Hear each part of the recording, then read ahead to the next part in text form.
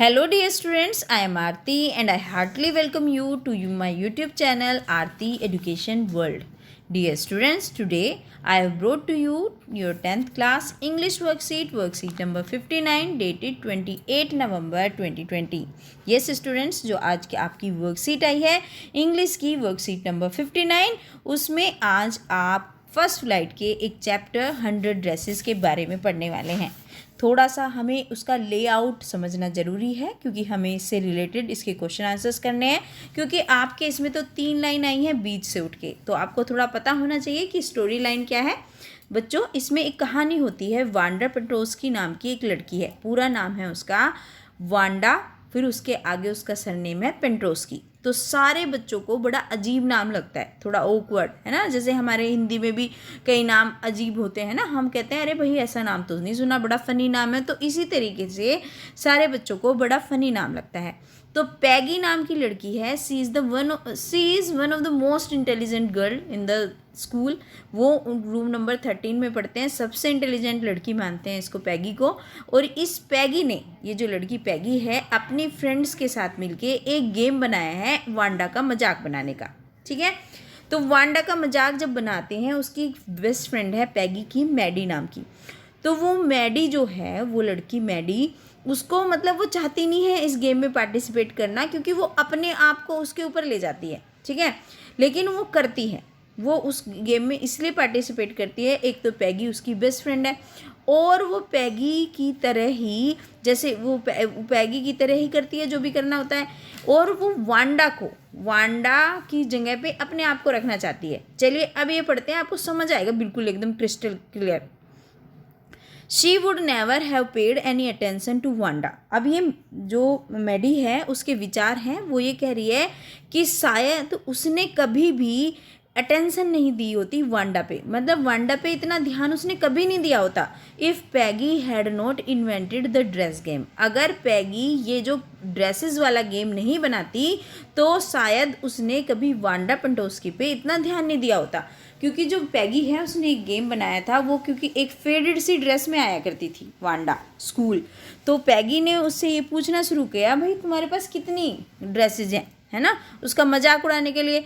तो वो बोलती थी कि मेरे पास 100 ड्रेसेस हैं, एंड ऑल आर इन अ रो, है ना, सारी रो में लगी हुई हैं, है ना, सारी लाइन अप हो रखी हैं, वो ये बोलती थी।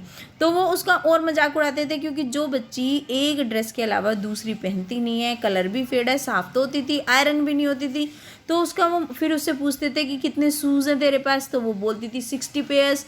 तो इसी तरीके से उसका मजाक उड़ाते थे वो बच्चे। ठीक है, तो वो मैडी अब ये फील कर रही है कि मैं इसमें उसको ध्यान भी नहीं देती अगर ये पैगी ये वाला गेम नहीं बनाती। But suppose Peggy and all the other started in on are her next, लेकिन वो ये भी सोचती है कि सपोज ये कल्पना करो अगर पैगी और उसके दूसरे दोस्तों ने उसके ऊपर ही शुरू कर दिया, फिर मतलब जो उसका वो मोक करते हैं, मजाक उड़ाते हैं, किसका, वांडा का, अगर उसको छोड़ के अब उन्होंने उसका मजाक उड़ाना शुरू कर दिया। बच्चों, थोड़ा सा डिस्टर्बेंस है क्योंकि हमारे पड़ोस में शादी हो रही है, तो आप उसको थोड़ा सा मैनेज करना। She was not as poor as Wanda, और वो इतनी पुअर नहीं थी जैसे कि वांडा, मतलब पुअर तो थी, वो गरीब थी वांडा की तरह, लेकिन इतनी गरीब नहीं थी जितनी की वांडा थी। Perhaps but she was poor, लेकिन वो गरीब थी जैसे जी वांडा पेट्रोस्की गरीब थी, वो भी गरीब है, शायद इतनी गरीब नहीं जितनी की वांडा है। Of course she would have more sense than to say he had 100 dresses, और वास्तव में वो ये सोचती है मैडी अपने बारे में कि उसके पास ज़्यादा सेंस है, ज़्यादा अकल है, ये कहने की बजाय कि जैसे वो कह देती थी कि मेरे पास 100 ड्रेस है, तो वो ये समझती थी ये झूठ बोलती है, सब लोग पकड़ लेते हैं, भाई एक ही ड्रेस पहन के आती है और बताती है 100 ड्रेसेस, है ना। तो वो ये बोलती है कि मैं शायद ऐसा नहीं बोलती जैसे वो बोलती है, वो उसको मतलब उसके जगह पे अपने आप को रख के देख रही है। ठीक है, चलिए होपफुली आपको ये समझ आया होगा। चलिए अब कर लेते हैं इसके क्वेश्चन आंसर्स, मैं और डिटेल करती रहूँगी अगर मुझे लगेगा। Who is she in the above lines, तो अब बताइए जो शी यूज़ हुआ है बार बार, ये किसके लिए यूज़ हुआ है बताइए। तो ये she would never have paid attention to Wanda Petronski, उसने उसके ऊपर, वांडा के ऊपर कभी ध्यान नहीं दिया होता है। ये कौन फील कर रहा है? ये फील कर रही है मैडी। ये मैडी के लिए यूज़ हुआ है कि वो कभी ध्यान नहीं देती, लेकिन पैगी ने करा है she was not as poor as Wanda. वो मैडी जो है वांडा की तरह पुअर नहीं है, लेकिन वो पुअर है। तो शी जो बार बार इसमें वर्ड आया है वो मैडी के लिए आया है, ओके।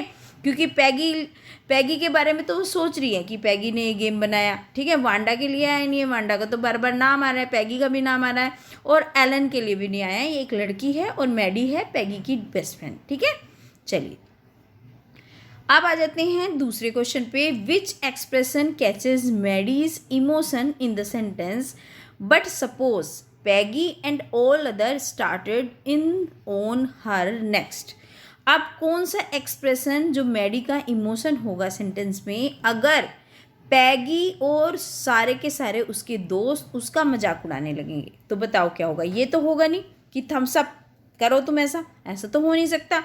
चकराएगी भी नहीं, और आप ये देखिए गुस्सा तो उसे आएगा थोड़ा बहुत, मैं मानती हूँ, लेकिन उसको दुख बहुत होगा। वो बहुत उसको बुरा लगेगा कि सारी क्लास के सामने उसकी पोल खुल गई, क्योंकि वो जो मैडी है ना, पैगी के कपड़े पहनती थी पुराने, उसकी मम्मी थोड़ी सी एम्ब्रॉयडरी वगैरह कर देती थी जिससे बच्चे उसको रिकॉग्नाइज ना कर पाएँ। तो उसने अपनी इज्जत आज तक बचा के रखी थी, और बच्चे उसको नहीं मतलब मोक करते थे, उसका नहीं मजाक उड़ाते थे। तो अगर हो जाता तो उसको बहुत बुरा लगता, शायद वो उसकी जगह पे वो इतना परेशान होती और इस तरीके से रोती। तो आप ये इमोशन इसमें दिखा सकते हैं, ठीक है। एंगर का भी थोड़ा बहुत ठीक है, लेकिन 100% जो इसमें सूट करता है वो ये सूट करता है, राइट, क्योंकि उसे इसलिए तो डर है। चलिए अब अगला देखते हैं। Pick the option that list the set of true statements based on the extract.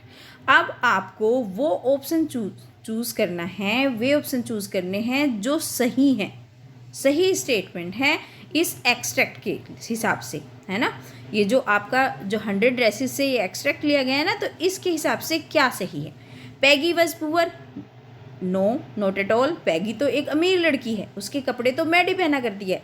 Maddie and Wanda both are poor, yes, ये तो है, मैडी और वांडा दोनों पुअर हैं। वांडा पुअर है, वो उसका मजाक उड़ाते हैं। मैडी को इसलिए मैडी उनका साथ देती है कि उसे ये लगता है कि कहीं ये मेरा नंबर ना लगा दें उसके बाद।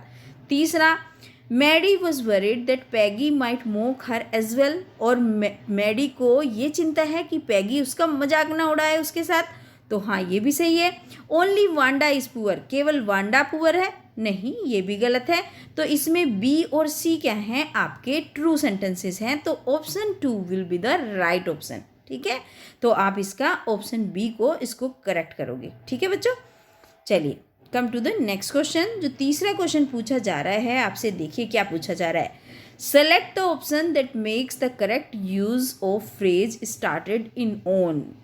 जो आपकी फ्रेज है स्टार्टेड इन ऑन, उसका करेक्ट यूज़ किस में होगा? क्योंकि एक शब्द इंग्लिश में कई जगह यूज़ हो जाता है ना, हिंदी में भी होता है कई बार। तो एक हमने और करा था पिछली वर्कशीट में, तो आज हमें स्टार्टेड इन ऑन जो ये फ्रेज है ये कहाँ पे परफेक्ट बैठेगा उसको देखना है। तो चलिए करते हैं। पहला सेंटेंस है, when Sohail fell down during assembly his classmates dash him started in on him. अगर हम ये भरते हैं तो इसका क्या मीनिंग निकलता है? जब सोहेल गिर गया असेंबली में तो उसके क्लासमेट्स ने, उसकी क्लास के बच्चों ने उसके ऊपर मजाक करना। स्टार्टेड इन ऑन का मीनिंग पता क्या होता है बच्चों? किसी का, इसका मतलब होता है या तो क्रिटिसाइज करना है, किसी का मजाक उड़ाना, किसी को मतलब किसी को एक गलत वे से, एक मतलब किसी को ह्यूमिलेट करने से संबंधित होता है, क्रिटिसाइज करने से संबंधित, और मजाक उड़ाने से भी ले सकते हैं। तो देखिए, तो उसका मजाक उड़ाया। दूसरा सेंटेंस है, when Sohail started in on, जब उसने शुरू करा वो गिर गया और बरिश हो गया उसका नी, तो ये तो गलत है बिल्कुल। When Sohail had an accident the doctors, जब सोहेल का एक्सीडेंट हो गया तो डॉक्टर उसे क्रिटिसाइज करेंगे? बिल्कुल भी नहीं, फिर तो उसका वो इलाज करेंगे। When Sohail went to buy ice cream, जब सोहेल आइसक्रीम खरीदने गया the ice cream vendor started in on, अगर वो आइसक्रीम खरीदने जाएगा तो क्या जो आइसक्रीम बेचने वाला है स्टार्टेड इन ऑन करेगा? बिल्कुल भी नहीं करेगा। तो first option will be the correct option. इसका आपका कौन सा राइट होगा बच्चों? इसका आप फर्स्ट ऑप्शन पे टिक करेंगे। Okay, got it. Now fifth question, which word does not correspondence to the word invent? अब कौन सा शब्द ऐसा है जो इन्वेंट शब्द से नहीं मिलता है ना?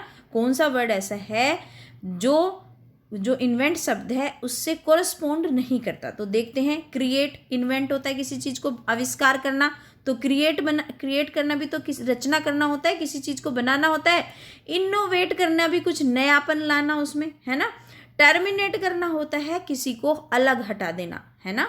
किसी को अलग हटा देना। ओरिजिनेट होता है किसी चीज़ की उत्पत्ति करना।